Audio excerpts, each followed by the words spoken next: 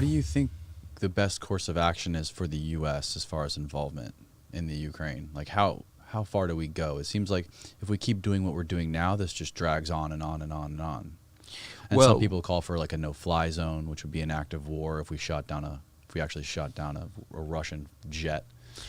It's a question. Act of war is hard. I mean, on the subject of a no-fly zone, if that Russian jet is intruding over Ukrainian airspace belongs to Ukraine, not to Russia.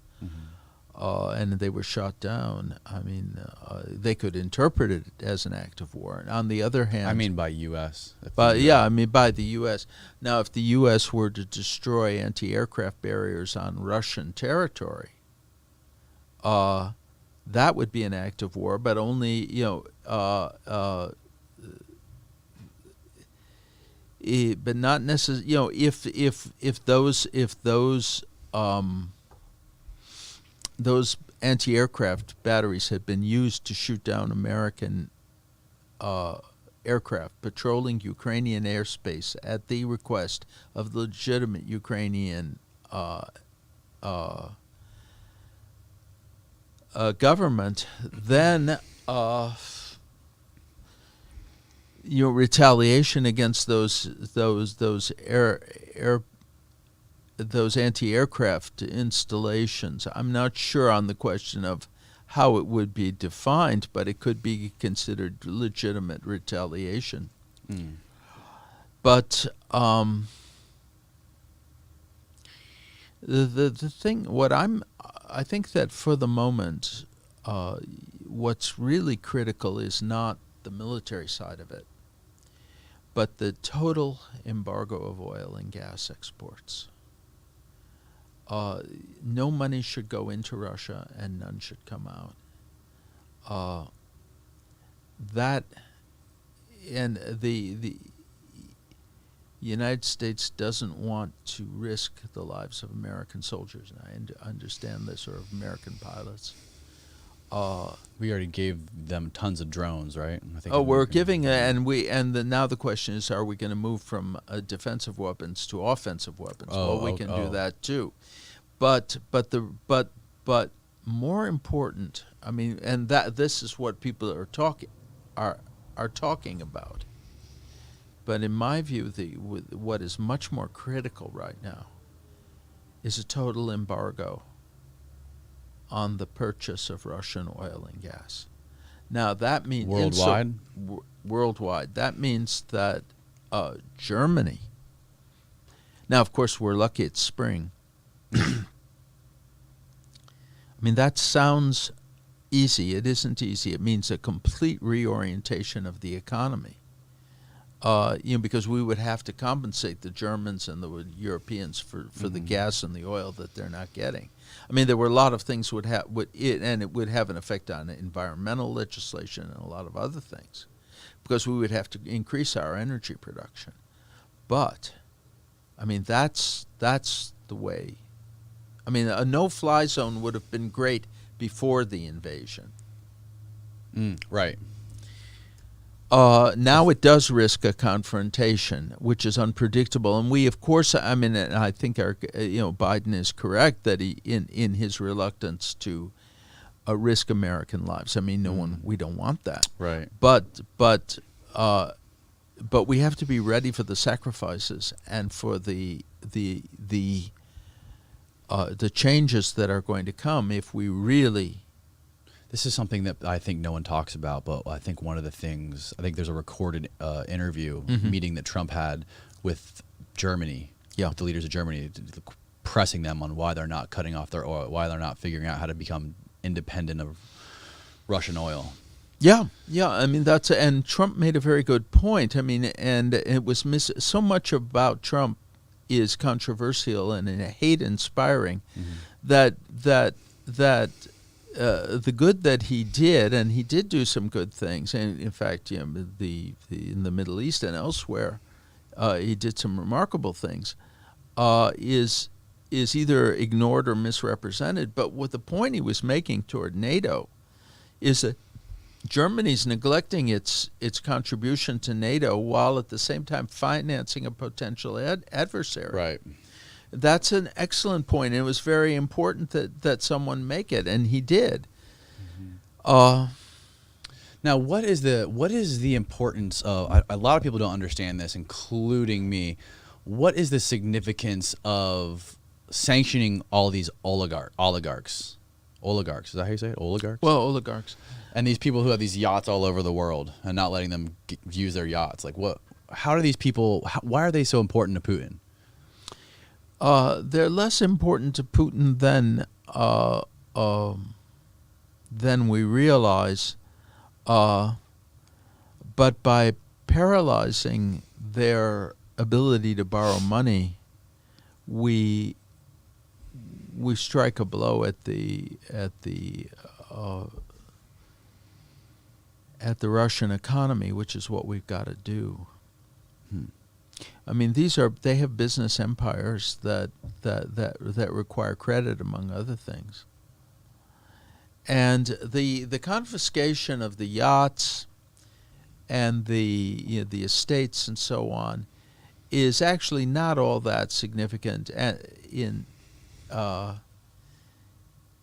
terms of the war. Much more significant is the freezing of the assets of the Russian central bank.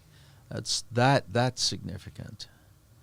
But here, and I wrote this in the Wall Street Journal, the yachts and the estates have a lot of symbolic importance inside Russia as an example of how the country was robbed and how it was robbed under the present Putin leadership.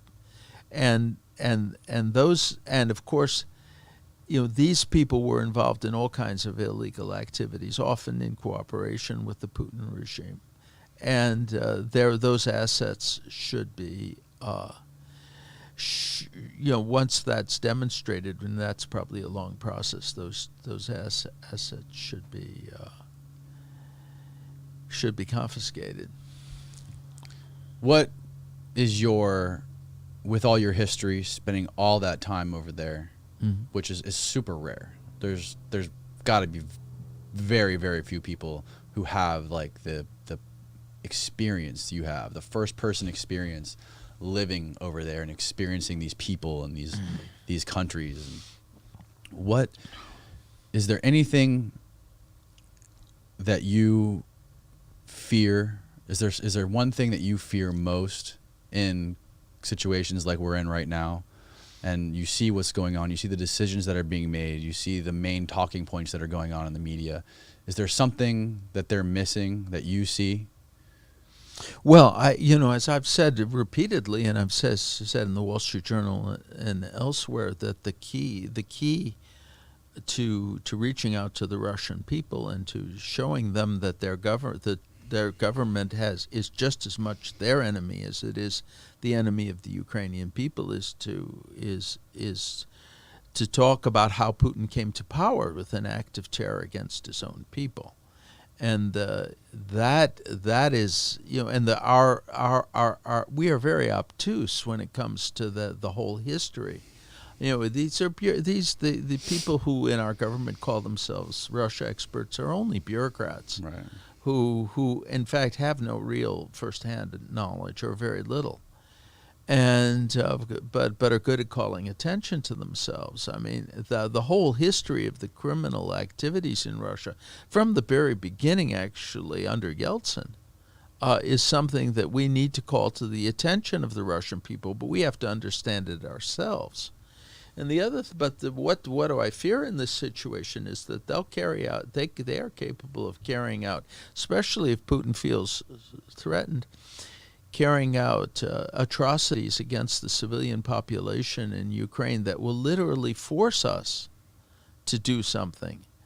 Like if they dropped some sort of a tactical nuke on Ukraine, or if they used even thermobaric weapons against civilian populations, or carried out some kind of horrific massacre. they have already used one of the hypersonic missiles, I think. The hypersonic,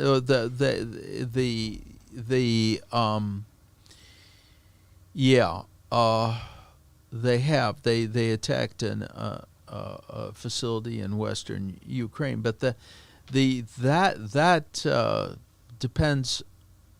I mean, the yield of the warhead is not necessarily. I mean, the speed is there, but and it can't be stopped. Right. That's the benefit of the hypersonic. Because but it doesn't necessarily mean that it's a high yield warhead.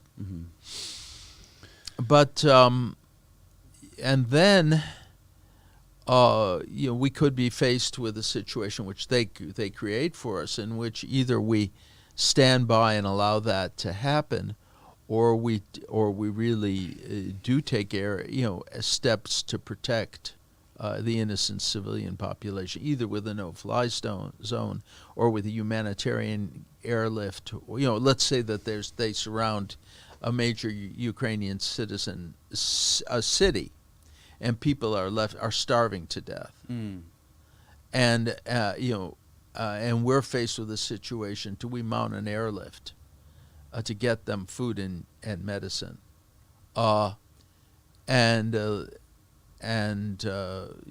If we do so, would Russians fire? This situation is full of possibilities for confrontation. We're avoiding them so far, but while managing somehow to aid the Ukrainians. But the problem is that aid to the Ukrainians and rescuing the Ukrainians at some point may involve greater and greater risk. I'm not sure that we're going to be able to get out of this thing totally without risk. That's the problem. Even though we don't want to take any risks,